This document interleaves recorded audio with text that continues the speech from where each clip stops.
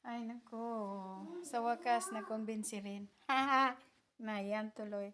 Kaya ngayon pa lang siya. Sabi ko, hintayin ko na lang na magka, yung siya mismo. Your vlog Sabi. is so stupid and dumb. Yalla. So, ayan dahil naligo na siya. Kaya sabi ko, hindi ko siya pipilitin hanggang kailan siya ang gusto niya. So ngayon, nakumbinsi na, naligo na siya. So hintayin lang dito sa labas. Sobrang kasi kamalita. Alaga ko. Alam mo naman, nag-iisang babae. Kaya, hindi pwede lang na pinagagalitan. Nahayaan na lang. Pero yung pagkagalitan, yung nag-aalaga. Pag hindi masunod.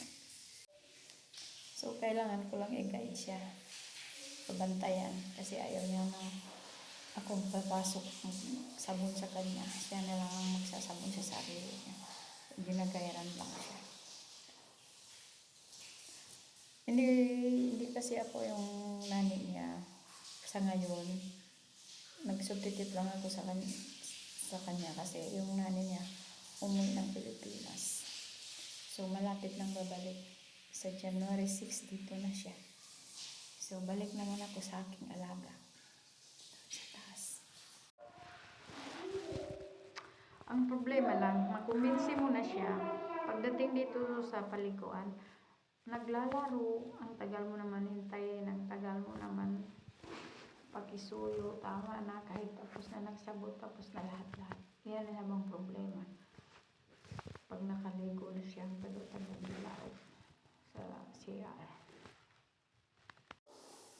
Tapos, pag tapos na siya naligo, lalabas na siya sa CR. Sa magbihis na naman tayo. Struggle. Ang tagal. Ayaw niya naman madali. Ang daming pasikot-sikot. Kaya, hintayin mo na ang gusto niya. Kasi kung pipilitin mo, may stress ka lang. So, siya na bahala. Basta, tapos na siya naligo. Tingnan mo lang sa pagbibihis. Diyan naman kami mag-away-away.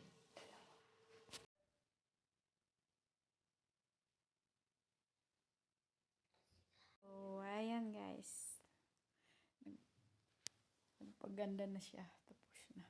Tapos na kami. Nagpaganda na.